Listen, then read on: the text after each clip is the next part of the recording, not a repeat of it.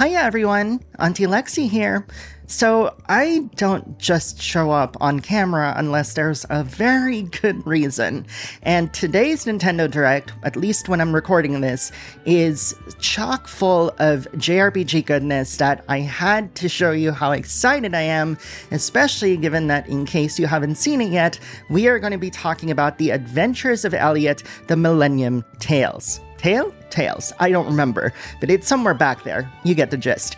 But the reason why I'm excited about this game is that this is a brand new IP from Team Asano, who seems to be really on this trend, this really popular trend of naming games in really weird ways. Like, come on, Elliot? Like, who names their main character Elliot? Link? Cool. Mario? Questionable. But Elliot? I mean, no offense to Elliot with two T's, but Elliot. Either way, regardless of the name, it's such a fantastic demo. Basically what happened was that the Nintendo Direct happened, there were last two things, it was Square Enix, one of them was this brand new action RPG / IP, and I am so excited to break this down for you all because I literally played through the entire demo, top to bottom, 100%ed it twice this morning, and I am in love with it. It is so cool, and if you don't have a Switch 2, I'm just going to share with you what I think. Before we dive in, if you don't want to miss my coverage of the Adventures of Elliot, the Millenium Tales, as we get closer to launch, make sure to hit that subscribe button. I'm planning to play the heck out of it when it drops, but for now, I hope what I share here gets you just as hyped as I am. Here's some important info that you'll want to know. The Adventures of Elliot, the Millenium Tales, is co-developed by Team Asano and Clay Techworks, the same folks behind Bravely Default 2. This is Team Asano's very first HD 2D action RPG, and just like the demos for Octopath Traveler, Bravely Default 2, and Triangle Strategy, the developers are inviting players who have tried the Switch 2 demo to fill out a survey about their experience. I'll be sharing some of my own feedback in this video. And before you ask, yes, the demo is currently exclusive to Switch 2. But if the past is anything to go by, this demo will likely get patched based on that feedback, with the updated version potentially releasing on other platforms later on. And speaking of that, The Adventures of Elliot, the Millenium Tales, is launching on all major platforms in 2026, even though it was revealed during a Nintendo Direct. After Final Fantasy VII Rebirth, Square Enix pledged to make all of their future games multi-platform, so every new announcement, including this one, is headed to all major systems. Now, let's get into the nitty-gritty. As you've probably noticed, The Adventures of Elliot plays more like a Zelda game than Secret of Mana, though you can definitely feel Mana's influence in places. You've got 2 weapon buttons, each assignable to different weapons, and you can use them at any time. Every weapon can be charged, and it's honestly kind of fun to see what each one does. There's also a jump button, which I'll touch on more when we get to level and enemy design, and a separate button for talking to people or examining objects. You've got a dedicated guard button too, which doubles as a parry if you time it right. Parrying lets you knock enemies back or even reflect projectiles. That said, guarding uses a stamina meter, so you can't just block everything forever. You also earn combos by defeating enemies without getting hit, and the higher your combo meter climbs, the rarer your item drops get. It's a smart way of encouraging skillful play over button mashing. If Navi from Ocarina of Time ever made you wish she'd do more than just shout, "Hey, listen!" meet Faye. She's that kind of companion, but actually useful. Faye isn't just tagging along. She's an integral part of how you explore, solve puzzles, and even fight. You can use the right stick to move Faye within a set distance, and the D-pad lets you issue commands like return, stop, or hide. The catch is that Faye can't change elevation or move past obstacles, and she's generally bound by the same environmental limits as Elliot. She can attack enemies too, but only if Elliot can hit them, so you can't just send her ahead to clear a room for you. Where Faye really shines is in her abilities. One of them is a teleport that helps Elliot cross large crevices, and the other is this ridiculous dash, faster than any normal dash I've seen in an RPG. It's basically like driving a speeding car with zero handling. And when Elliot slams into a wall or even rough foliage, he stops cold. It's jarring, sudden, and honestly, kind of hilarious. It's too bad bumping into enemies doesn't momentarily stun them. It'd be so cool to teleport behind a group using Faye and then crash into them with that dash and stun them. I actually suggested this to the devs to see if this kind of tactical gameplay might be possible. One thing worth noting is that Faye can also be controlled by a local co-op partner, which feels like a great way to involve someone who might just be watching for the story. Mana's influence shows up in the game's radial menu, which lets you use medicine, swap weapons, adjust Faye's abilities, or change your Magicite loadout. Just like in Mana, the radial menu in the Adventures of Elliot also stops time, so you can use it to pause the action and reset in the middle of a fight. But you might be thinking to yourself just now, Auntie, did I hear you right? You said Magicite? And as a fellow Final Fantasy VI fan, you're not hearing things, BBs. Magicite complements your weapons by modifying their behavior and stats. You bring the Magicite fragments you've collected to a soothsayer in town, choose the weapon you want to craft Magicite for, and you'll receive one at random. If you'd rather skip the soothsayer, you can also get them in treasure chests. These aren't just boring stat boosts like attack plus or faster charge speeds. Some of them are genuinely helpful and unique. One example is Shield Repair, which restores 1 point of your guard stamina each time you land an attack. I'm not sure what other kinds of Magicite are out there, since you're essentially rolling the dice every time, and that's something that I brought up to the devs. Now, just to clear up any confusion, this isn't like Final Fantasy VII's Materia or Final Fantasy VI's Magicite. You don't equip Magicite directly to weapons. Instead, the Adventures of Elliot uses a suitcase system with a limited carrying capacity, and each Magicite has a cost or weight that fills up that suitcase. Because there are 7 weapon types in the game, you're given multiple loadouts, called sets, that let you save different Magicite combinations for later use. When switching sets using the radial menu, each one gives you a quick preview of which weapon types are affected by that set's Magicite, so you can get an at-a-glance idea of how it'll play before swapping. Now that we've covered the different tools at your disposal, let's talk about how they actually interact with the world of Philadelphia. I mean, the world of Philadelphia, and the enemies you'll encounter in it. I've already mentioned how Faye's teleport can help you cross large crevices, but there are even more reasons to get good at using her abilities. These and other skills come into play when you encounter shrines scattered throughout the world. Shrines serve as challenge rooms that test your movement and timing against traps, obstacles, and enemies, and they reward you with a drop of life, the game's version of Zelda's heart containers, at the end. They're short, but they offer a nice change of pace and a quick breather from exploring the world. Exploration also includes moments where you'll need to clear the path forward. Much like in Zelda, you can use bombs to blow open cracked cave entrances or break through rocky obstructions. Sometimes they lead to secrets, and other times they're just blocking your way.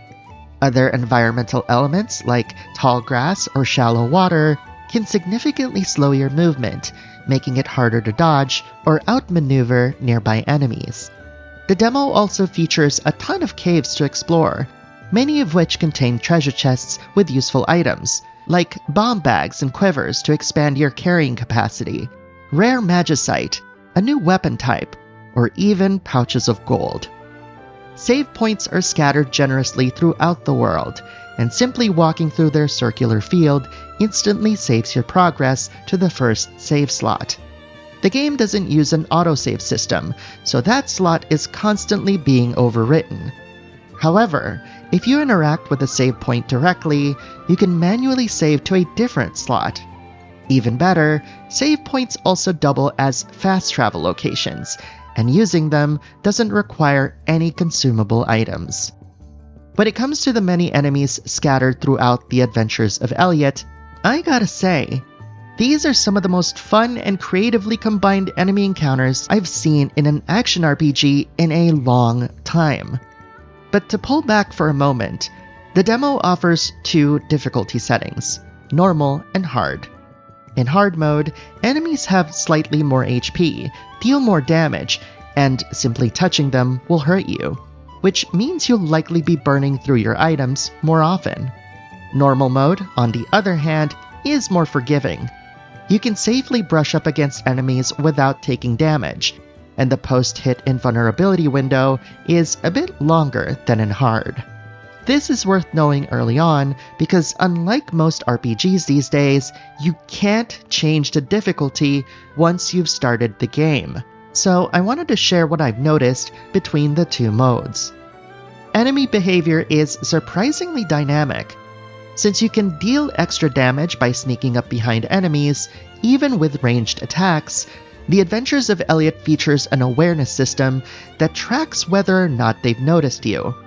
Enemies will display exclamation points when they spot you, and question marks if they've lost your trail, which means you can actually round a corner and escape detection if you're quick enough. And then there are the beast tribes, part beast, part human, each with their own distinct weapons and attack patterns. If you played Final Fantasy XIV, a lot of this will feel strangely familiar. The Elephant Tribesmen, straight out of Endwalker. I'm half joking when I say that I'm waiting for a chicken beast tribe to show up in the next expansion, but also not really. The small mechanical spiders absolutely give off Omega weapon vibes, and the Rathomobile's boss mechanics? Lifted straight from the final boss of Brayflock's Long Stop Hard. Square Enix knows exactly what it's doing with these callbacks. Speaking of bosses, the mechanics in these fights felt instantly familiar to me as a Final Fantasy XIV player.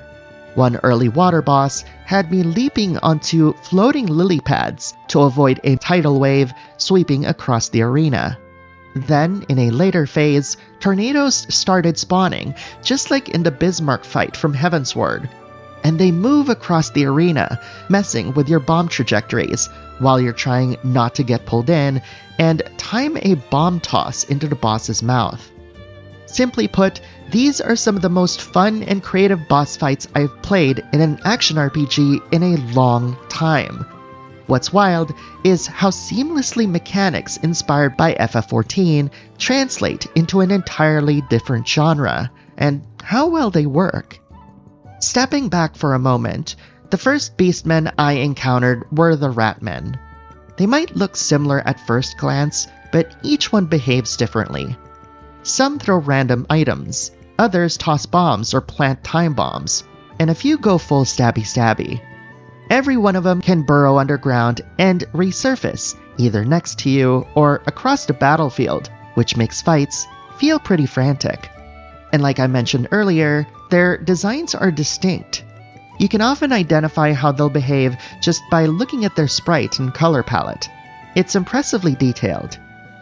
What really impresses me about the enemy design in this game is how early it starts introducing nuance, even with enemies you'd normally consider throwaway. Automatons, for example, can revive themselves if you don't destroy the power core they leave behind.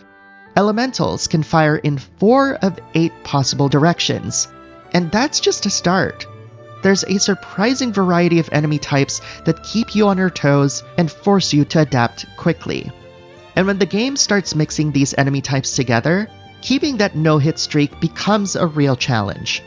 But as I mentioned earlier, pulling it off rewards you with better drop rates, so there's a strong incentive to play skillfully.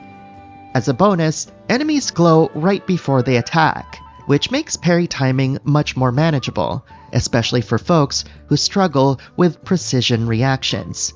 It's a fantastic accessibility touch, and even when the screen gets flooded with enemies, the game holds steady with little slowdown. Super impressive. Interestingly, when you die, you have two options. You can either pay to be resurrected on the spot, or reload from your last autosave. If you choose to resurrect, you'll pick up exactly where you left off, so if you're in a boss fight, the boss's phase and health will remain unchanged. One of the hallmarks of Team Asano's games is their ability to blend the rich history of a genre with modern conveniences, all wrapped in their signature HD 2D style. The improvements to Square Enix's HD 2D engine might seem minor at this point, but there's no denying it still does a fantastic job rendering crisp sprites against lush, beautiful environments. That said, I did notice some interesting visual quirks. There's a subtle dithering effect in the background that kind of moves. It's more noticeable when you're exploring areas with dense trees and foliage, especially on a larger display. I was playing fairly close to a 27-inch monitor, which might have amplified it, but it's worth mentioning. It didn't bother me as I played, but I definitely noticed it. There's also a section of the game set in a swamp biome where the water looked like it had gasoline in it. At first I assumed it was poisoned and tried to avoid stepping in it. Turns out it just slows your movement. Maybe it's an intentional stylistic choice, but when I think swamp, gasoline isn't exactly the first thing that comes to mind. And if you're the type who tends to get lost in these kinds of games, I'm happy to report that the map in the Adventures of Elliot is one of the best I've seen. It not only tracks your progress on the overworld, but also within caves and dungeons, shrouding unexplored areas in shadow, so you can easily tell whether you've truly checked every nook and cranny. Even better, when you enter a location, the overworld map will indicate if there's an important item to find there, like, say, a new weapon. Additionally, for all you completionists out there, NPCs now display a checkmark once you've gathered all their information, making it easy to see who you've already spoken to. I'm not a completionist myself, but I used to talk to every NPC back in the 8-bit and 16-bit RPG days, and this simple quality of life feature actually encouraged me to do that again. It helps that the dialogue is colorfully written but succinct, none of that word vomit you see in other games. That said, I did suggest to the devs that these checkmarks also appear on the minimap, since right now they aren't reflected there. I have purposely avoided talking about the story, since the demo clearly wanted me to engage more with its gameplay than its narrative, but I do want to highlight the English voice acting in The Adventures of Elliot. It's on par with other Team Asano titles, and that consistency is definitely welcome. It is an honor to meet you, Your Majesty. I am Elliot. Only the main story beats are fully voiced, but Faye and Elliot do have voiced interactions and reactions during gameplay. That might sound like something that could get annoying, but in practice, it helps sell the idea that they're living, breathing characters, and adds flavor to moments that might otherwise feel routine. And of course, if you prefer it, Japanese voice audio is also available. And speaking of sound, The Adventures of Elliot absolutely delivers. The sound effects are punchy and immersive, making every bit of hacking and slashing feel impactful. And the soundtrack? It's phenomenal. Composed by Tomohiro Nakamichi and Yuto Morita, who also worked on the Monster Hunter series, it brings a fresh, energetic vibe to the action RPG formula, while still calling back to the best of the 16-bit era.